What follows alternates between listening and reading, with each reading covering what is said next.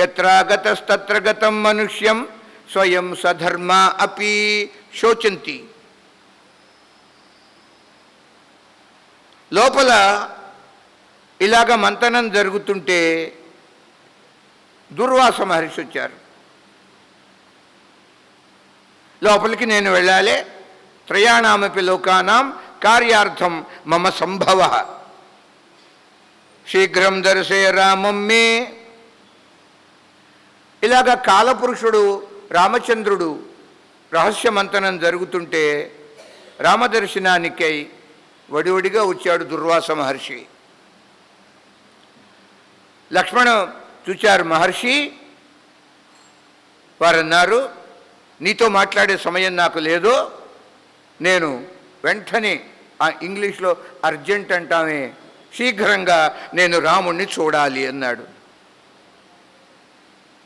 దుర్వాస మహర్షి. వీరన్నారు, ఏమిటి మీకు అవసరం, మీ కోరిక చెప్పండి, నేనే మీకు సాధించి పెడతా. ఒక ముహూర్త కాలం 48 నిమిషాల పాటు ఎవరిని లోనికి రావద్దని మా అన్నగారు నాకు ఆజ్ఞ ఇచ్చారు. రామేణ కార్యం కింతేద్య. కోపం వచ్చింది ఈ దుర్వాసుల వారికి. సహజంగానే దుర్వాస మహర్షి ఎటువంటి వాడంటే ఏ చిన్న పొరపాటు అవతల వ్యక్తి చేసినా వెంటనే కోపం శాపం ఇస్తాడు. ఈయన గారి భుజం మీద ఒక అమ్ముల పొది ఉంటుంది. ఈ అమ్ముల పొదిలో బాణాలు ఉండవుట, శాపాలు ఉంటాయి. ఒక్కొక్క శాపం తీసి అట్లా కొడుతూ ఉంటాడు ఎదుటి వాణిలో. పాపం భయపడుతున్నాడు లక్ష్మణస్వామి. లోపలికి పంపమంటాడు, వెళ్ళటానికి వీల్లేదని ఆయన చెబుతున్నాడు. ఇప్పుడు కోపం వచ్చిందే, లక్ష్మణ నా దగ్గర నువ్వు అధికంగా మాట్లాడుతున్నావు, నేను ఎవరినో తెలుసు కదా, నేను శపిస్తా, మీ వంశమే నాశనం అయిపోతుంది అన్నాడు. అంత మాట మాట్లాడాడు. ముహూర్తం సంప్రతి, ఒక్క ముహూర్త కాలం ఉండండి మహాప్రభో, వెడుదురు కానీ వింటల్లా. నా దర్శయసి చేద్ విభుం భస్మీకుర్యాం న సంశయ. రామునితో సహా రామరాజ్యమే నేను భస్మం చేసి పారేస్తా, నీ ఇష్టం అన్నాడు. మరి మహర్షి ఏదో అల్లాటప్పాగా మాట్లాడటం కాదు కదండి. సామాన్యుడా దుర్వాస అంటే? ఊరికే అంటాడు ఆ మాట, చేసి చూపిస్తాడు. భయం వేసింది లక్ష్మణునికి. ఇప్పుడు లోపలికి పంపాలా అక్కర్లేదా? తాను వెళ్ళాలి ముందు, తాను వెళితే తనకి చావు తప్పదు, ఈయనగారు వెళ్ళినా తప్పదు. ఇలాగా నీ సంశయంలో పడిపోయాడు. భయంకరంగా మాట్లాడుతున్నాడు దుర్వాసుడు. ఏం చేయటానికి తోచటం లేదు. ఒక మాట, ఇప్పుడు లోపలికి ప్రవేశిస్తే నాకు మృత్యుదండన, మరణదండన, నా ఒక్కడితోనే పోతుంది అది. రాముడు క్షేమంగా ఉంటాడు, రామరాజ్యం కూడా క్షేమంగా ఉంటుంది. అలా భావించి తప్పదు అని తాను లోపలికి వెళతాడు.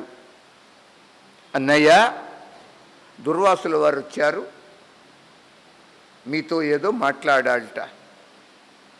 అంచేత సర్వనాశనం అయ్యేటప్పుడు నేనొక్కడనే నశిస్తే అది మంచిది కదా. అలా నిర్ణయించుకుని దుర్వాసుల వారి యొక్క రాక తెలపటానికి లక్ష్మణస్వామి ఇంట్లోకి, రాజభవనం, రామన్ సన్నిధికి వెళ్ళాడు. ఆశ్చర్యపోయాడు. లక్ష్మణ, ఎందుకు వచ్చావురా అన్నాడు. అన్నయ్య ఏం చెయ్యను, ఇలా జరిగింది జరిగినట్టుగా చెప్పాడు. అద్య వర్ష సహస్రాణం ఉపవాస సమాపనం. ఆ తర్వాత వచ్చినటువంటి కాలపురుషుడు వెళ్ళిపోయాడు. కానీ ఈ మాటే కదా. దుర్వాసుడిని చూచాడు రాముడు. అత్రిపుత్ర నమస్కరించి, మహానుభావ చెప్పండి, సెలవివ్వండి. ఆయన అన్నాడు, 1000 సంవత్సరాల నేను ఉపవాసం ఉన్నాను. ఇప్పుడు ఈ ఉపవాసానికి పారణ ఏకాదశి ఉపవాసం ఉండి ద్వాదశి భగవత్ ప్రసాదం తీసుకున్నట్టుగా నా 1000 సంవత్సరాల ఉపవాస వ్రతం ముగిసింది. అద్య వర్ష సహస్రాణం ఉపవాస సమాపనం. అందువల్ల నీ సమక్షంలో ఈ ఉపవాస సమాపనోత్సవం చేద్దామని నేను వచ్చా. అదండి ఈయన గారి పని. చూడండి, అలా జరగవలసి ఉంది, జరిగిపోయిందంతే. ఆనందించాడు రాముడు. మహానుభావ, మా సన్నిధిలో మీ ఉపవాస మాకు చాలా సంతోషం. మీకు ఇష్టమైన విధిగా చక్కగా ఆరగించండి.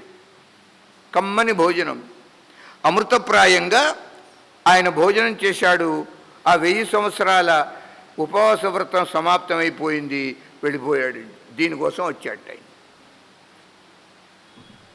ఇప్పుడు సమస్య వచ్చింది, ఏం చేయాలి లక్ష్మణుణ్ణి? ఆజ్ఞా తిరస్కారం అయిందిగా. దుర్వాసుల వారు వెళ్ళిపోయారు సుష్టుగా భోజనం చేసి. పరమాత్మ కాలుణ్ణి స్మరించాడు. ఋషి రూపంగా వచ్చిన కాలపురుషుడు. వాళ్ళు ఏదో మాట్లాడుకున్నారు. ఏమిటి మాట్లాడుకున్నారు? ఇంకా వచ్చేయి. సాకేత లోకానికి స్వామి మీరు దయచేయండి పిలవటానికి వచ్చాడు కాలుడు.